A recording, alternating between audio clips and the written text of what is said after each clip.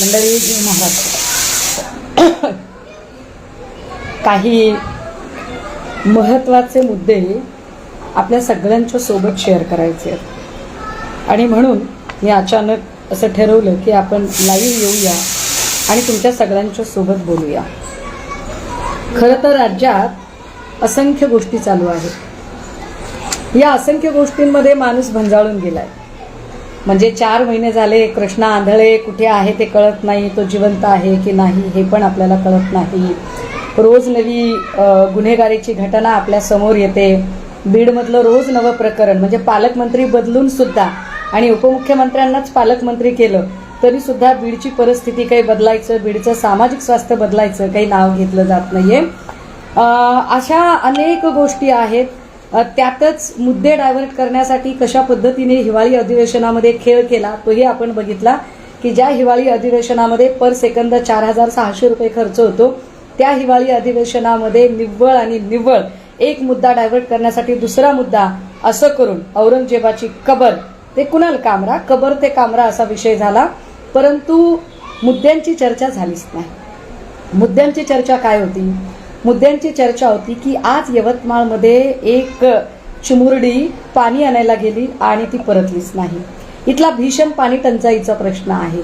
तो लातूरचा आहे, बीडचा आहे, मनमाडचा आहे, यवतमाळचा आहे, परभणीचा आहे, वाशिम अकोल्याचा आहे की 40-40 दिवस पाणी येत नाही. पण याच्यावर आपल्याकडे अधिवेशनात चर्चा झाली नाही. कापूस सोयाबीन याला भाव मिळण्याचं काय झालं त्या शेतकऱ्यांच्या याच्याबद्दल काहीच बोललं गेलं नाही. सुरेश धस यांनी पीक विम्याचा प्रश्न फार मोठा केला होता, मात्र त्याचं पुढे काय झालं आणि शेतकऱ्यांना विमा मिळणार का, नुकसान भरपाई मिळणार का यावर सुद्धा काहीच चर्चा झाली नाही. महिला सुरक्षेचं काय यावरही कुणी बोललं नाही.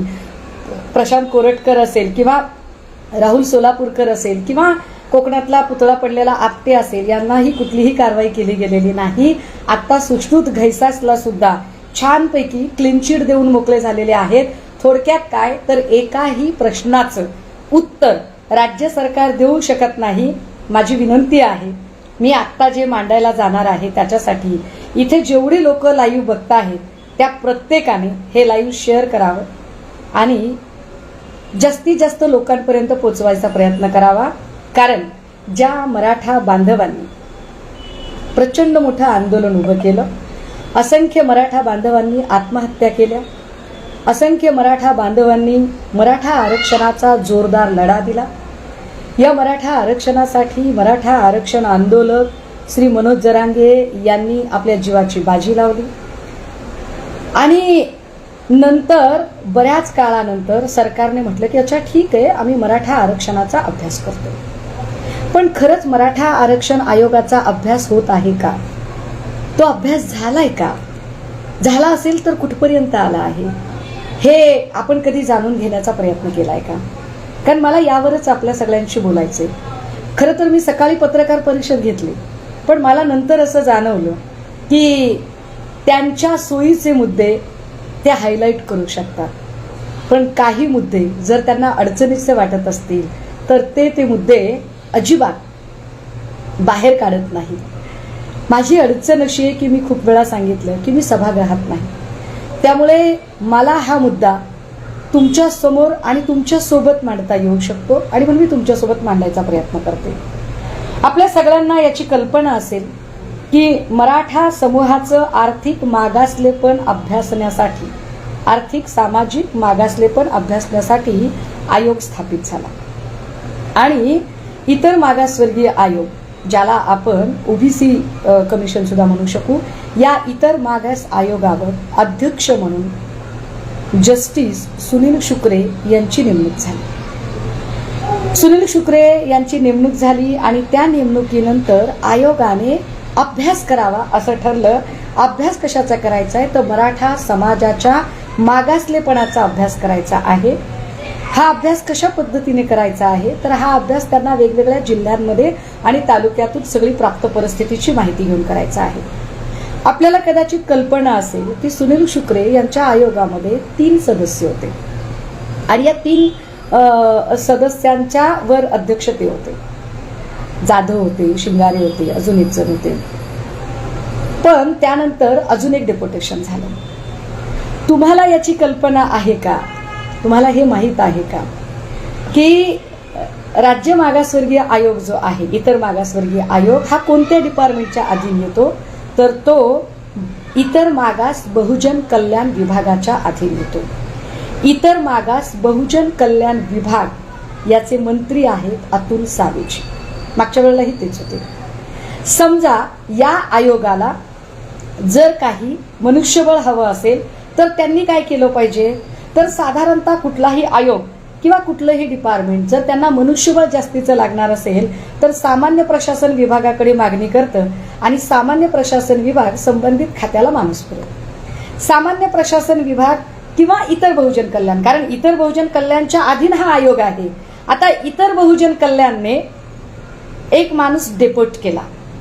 माणूस कोण आहे बघा. म्हणजे मराठा आरक्षण अभ्यासामध्ये मराठा आरक्षणाचा अभ्यास होतोय का नाही हाच खरा चिंतेचा प्रश्न आहे. कारण एवढे सगळे आमचे मराठा भाऊ, आमच्या मराठा बहिणी, आमची मराठा चिलपिलं जी या आरक्षणाची वाट बघतायत, मुळात त्याची काय वाट लावायचा प्रयत्न या सगळ्यांनी केलाय. या आयोगाच्या संबंधाने इतर मागास बहुजन कल्याण विभागाच्या मंत्रालयातल्या उपसचिव पदावर एक व्यक्ती होती. नाव होतं श्रीमती आशाराणी पाटील. या श्रीमती आशाराणी पाटील यांची नियुक्ती डेप्युटेशनवर झाली ती आयोगामध्ये.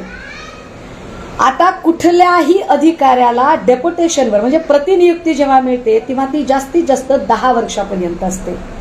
आशाराणी पाटील यांची प्रतिनियुक्तीचा जो कालावधी आहे तो कालावधी झालाय 11 वर्ष 9 महिने.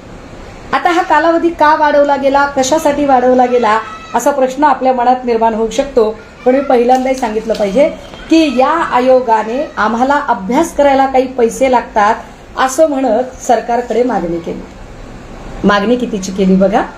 त्यांनी मागणी केली होती की आम्हाला 367 कोटी रुपये लागतात. 367 कोटी कशासाठी लागतात?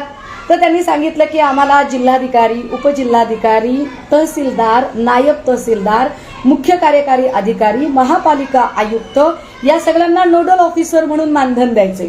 ते साधारणतः 1.25 लाख पासून ते 80,000च्या घरातलं मानधन आहे. आम्हाला सगळ्या प्रकारच्या प्रगणकांना, किती प्रगणक नेमलेले आहेत तर प्रगणक आहेत साधारणतः 1,43,000. संख्या बघा किती आहे ती. 1,43,000 लोक खाली उतरून अभ्यास करणार आहेत. या 1,43,000 मी तुम्हाला फक्त सॅम्पल म्हणून सांगते. एकट्या पूर्वीचा अहमदनगर, आत्ताचा अहिल्यानगर या एका जिल्ह्यासाठी किती प्रगणक नेमले आपल्याला कल्पना आहे? 9,000. आता जर 9,111 एवढे प्रगणक नेमले, खूप लोक फोन करत असताना एकदमच, जर एकाच जिल्ह्यात 10,000 प्रगणक जवळपास नेमलेले असतील तर कुणीही जर इथे नगर जिल्ह्यातलं जर कुणी असेल, हे सगळं लाईव्ह बघणार शेअर करत चला पटापट, तर नगर जिल्ह्यातल्या कुणी सांगावं की हा 10,000 प्रगणकांपैकी आमच्याकडे एवढे आले, किंवा 10,000 प्रगणक हे कोण असतील तर त्याच जिल्ह्यातले जिल्हा परिषद शाळेचे सहशिक्षक असतील, अंगणवाडीच्या सेविका असतील, आशा वर्कर असतील, आणि त्यांना मानधन किती दिलं जाईल तर हा शासन निर्णय क्रमांक आहे. शासन निर्णय क्रमांक आयोग 2023/प्र 401/मा-व-क आणि 367 कोटीची रक्कम आहे. याच्यात सांगितलंय किती तर आम्ही अंगणवाडी, आशा वर्कर, सहशिक्षक या लोकांना किती पैसे देऊ तर 14,000 रुपये देऊ. पण मगाशी माझ्या कमेंटमध्ये एक जणाने येऊन सांगितलं की ताई आम्हाला साधे 10,000 पण मिळालेले नाहीत, आमची फार तुटपुंज मानधन मिळालेलं आहे. आता याच्यामध्ये आयोगाने आपल्या कार्यालय भाड्याने, आयोगाला कार्यालयाची जागा घ्यायची होती भाड्याने. किती पैसे खर्च केले असतील बरं आयोगाने? तर आयोगाने भाड्याची रक्कम दाखवली, जागेचं भाडं 3,75,00,000 रुपये. माझे सगळे मराठा भाऊ जे अत्यंत हलाखीचं आयुष्य जगतात आणि ज्यांच्या आरक्षणासाठी अभ्यास करायचा आहे ते कसे स्वतःचं उखळ पांढरं करून घेतात बघा. की 3,75,00,000 नुसतं भाडं. अरे 3,75,00,000 तर पुण्यातल्या कुठल्याही प्राईम लोकेशन मध्ये जागा घेऊन बांधकाम सुद्धा करणं शक्य होईल. मग ही रक्कम कशासाठी? फक्त याच्यामध्ये स्टेशनरीची रक्कम दाखवली आहे. गाडीचं भाडं सांगितले, 2 गाड्यांचं भाडं किती सांगितले? 70 लाख रुपये. 70 लाख भाडं? अरे 70 लाखामध्ये तर 2 इनोव्हा क्रिस्टा सारख्या गाड्या विकत मिळतील, जेव्हा की आयोगाच्या अध्यक्षाची गाडी वेगळीच आहे. आयोगाच्या अध्यक्षाच्या गाडीचं याच्यात मोजमापच धरलेलं नाहीये. कितीतरी अशा गोष्टी आहेत की ज्याच्यामध्ये आर्थिक अनियमितता आहे. तुम्ही म्हणाल आता या आर्थिक अनियमिततेबद्दल मी का बोलतेय, तर या संबंधाने माहिती अधिकारचा एक कागद हाती लागला आणि या कागदामध्ये काही नोंदी आहेत. रोख नोंदवहीच्या प्रत्येक पानावर कार्यालयाची मोहर उमटवण्यात आली नाही. नोंदवहीच्या प्रत्येक जमा खर्चाची नोंद आहरण संवितरण अधिकारी यांनी स्वाक्षरी केलेली नाही. खडाखोडीच्या ठिकाणी आहरण अधिकारी यांची स्वाक्षरी नाही. आर्थिक व्यवहार नाही या शेऱ्याखाली नोंदीखाली अनेक गोष्टी आहेत की किती अनियमितता या आयोगाकडून झाली आहे. म्हणजे मराठा समाजाच्या आर्थिक मागासलेपणाचा अभ्यास दूरच, पण इतरच गोष्टी इतक्या पुढे आल्या आणि आकडेवारींमध्ये इतकी तफावत झाली की ही तफावत याच्यावर आपण त्यांना माहिती मागतोय, ते माहिती देत नाहीयेत. आता जर आपण पुढे जाऊया, त्यांनी असं सांगितलं की आम्हाला हे सगळं करण्यासाठी 3,67,000 रुपये लागतात. पण जर 3,67,000 रुपये हे सगळं संशोधन करण्यासाठी लागत असतील तर त्याच वेळेला माझ्याकडे अजून एक कागद आहे. हा कागद आहे महाराष्ट्र राज्य मागास आयोगाचा. मी शक्य तितका तुम्हाला दिसेल का याचा प्रयत्न करते. आणि याच्यामध्ये स्पष्टपणे लिहिलेलं आहे की Gokhale institute of political and economics, Gokhale institute of political and economics या संस्थेला संशोधन कार्यासाठी आयोगाने 19,90,78,000 रुपये देण्याचा करार केला. प्रश्न असा निर्माण होतो की जर गोखले इन्स्टिट्यूटला 19 कोटी दिलेले आहेत तर तुम्ही 1,43,000 प्रगणक वगैरे आणि संशोधन कार्य संशोधन साहित्य याचे वेगळे पैसे कसे लावताय? आणि जर ते पैसे लावलेले असतील तर गोखले इन्स्टिट्यूटला तुम्ही 19 कोटी रुपये का देताय? हे जरा समजलं पाहिजे आपल्याला.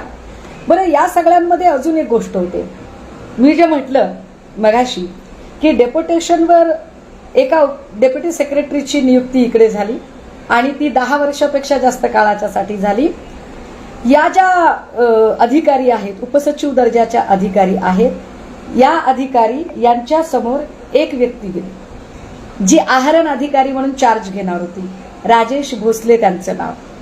आहरण अधिकारी म्हणजे काय, तर खजिनदार, थोडक्यात कॅशियर, जो कॅशियर तिथून सगळे हिशोब करणार आहे.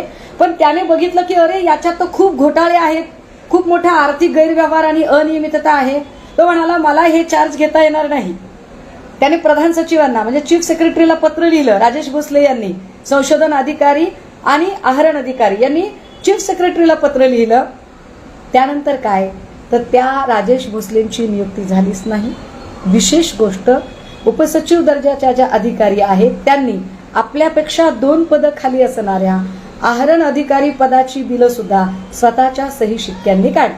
त्याची कागद आपल्याकडे उपलब्ध आहेत.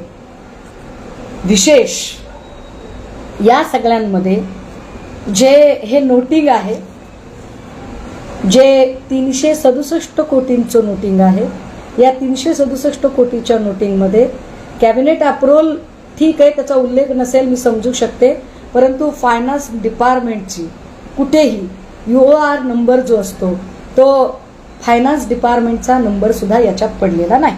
हे फार विशेष आहे. आता या ज्या काही आशाराणी पाटील यांनी पुन्हा एकदा प्रतिनियुक्ती त्यांची झाली आणि त्याच्यासाठी जस्टिस सुनील शुक्रे यांनी डिपार्टमेंटला लिहिलं, इतर मागास बहुजन कल्याण विभागाला लिहिलं की आम्हाला यांचं डेप्युटेशन अजून कंटिन्यूशन पाहिजे आहे.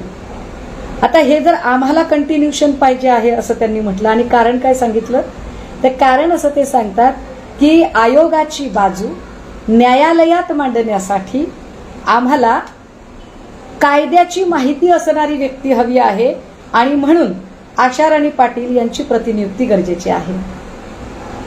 हे नम्रपणे सांगितलं पाहिजे की आयोगानेच श्री मिलिंद साठे, ॲडव्होकेट मिलिंद साठे यांना या आयोगाची बाजू न्यायालयात मांडण्यासाठी 1.5 लाख रुपये महिना मानधनाने नियुक्ती दिलेली आहे. आता जर आयोगाने 1.5 लाख रुपये महिना मानधनाने नियुक्ती दिलेली आहे आणि त्यासाठी वेगळा माणूस नेमलाय, तर मग आशा राणी पाटील काय करतायत?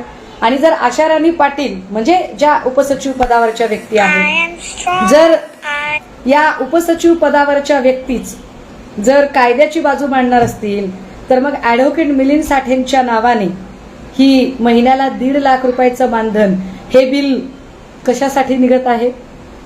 बरं, त्यातही या उपसचिवांची जी इकडे प्रतिनियुक्ती झाली त्याच्यासाठी जे नोटिंग वापरलं गेलं, रेकमेंडेशन किंवा ते, हे रेकमेंडेशन कोणाचं होतं? तर ते इतर बहुजन कल्याणचं नव्हतं.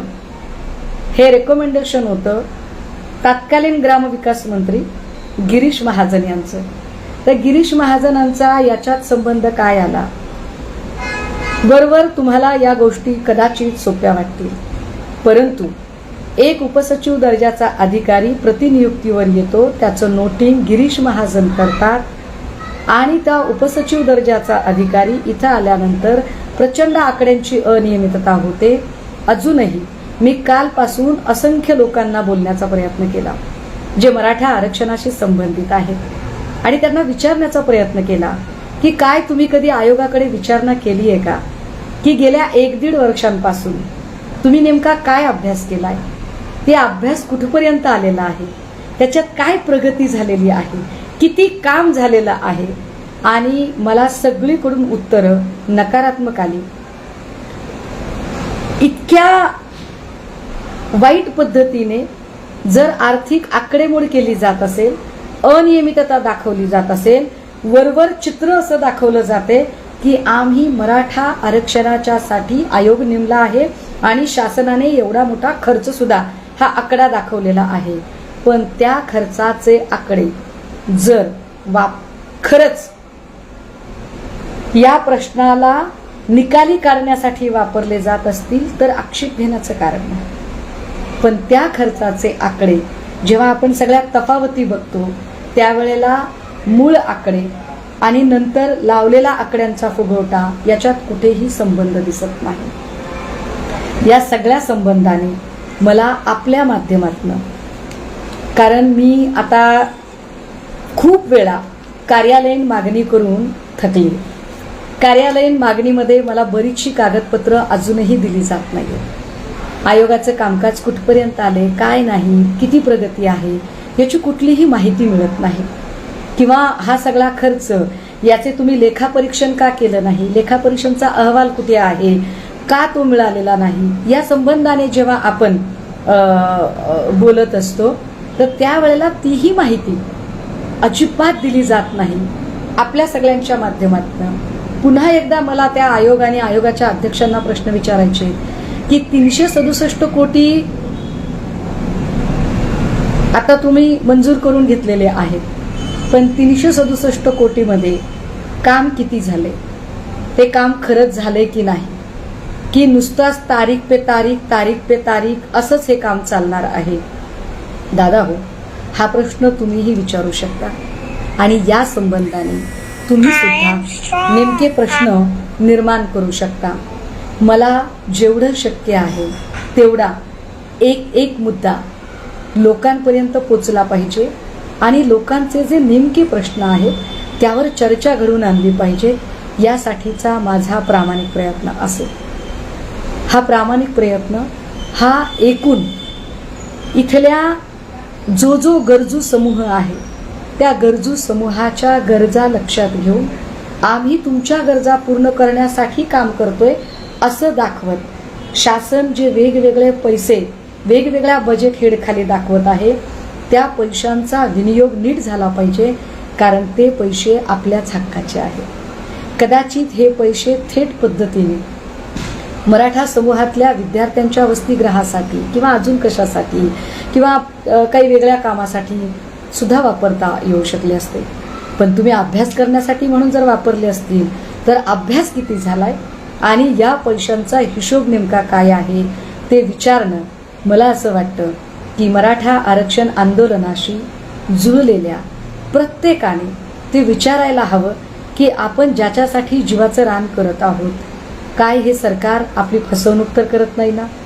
काय हे सरकार आपल्याला फक्त आश्वासनांची खैरात करत, एक लहान पोरांना, लहान बाळ रडत असेल तर त्याच्या हातात काहीतरी एक लॉलीपॉप द्यायचा आणि त्याला गप्प बसवायचं, अशा पद्धतीने केलाय ना आम्ही तुमच्यासाठी आयोग, असं फक्त करण्याचा प्रयत्न करत आहे का?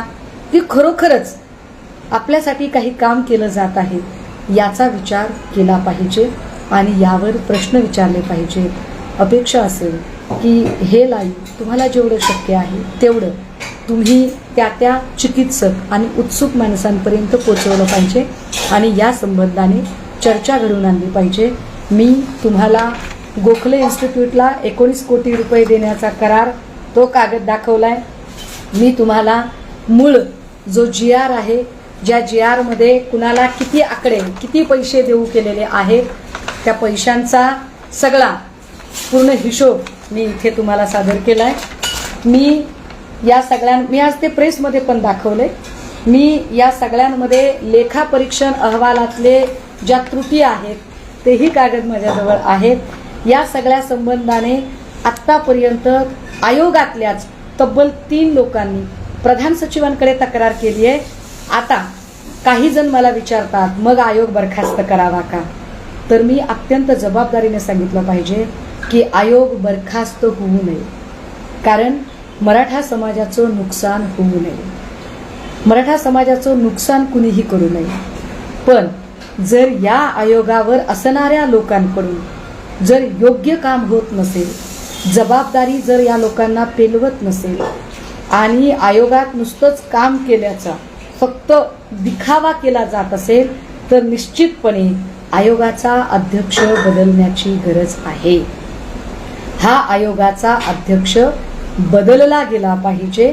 हे जे सदस्य आहेत या सदस्यांचे सुद्धा आपल्याला त्यांच्याकडून उत्तर मिळाली पाहिजेत, कारण हा आयोग हा कुठल्या तरी लोकांचं राजकीय पुनर्वसन करण्यासाठी नाही, तर हा आयोग या राज्यातल्या गरजू मराठा बहीण भावांच्या प्रश्नांचा अभ्यास करण्यासाठी आहे.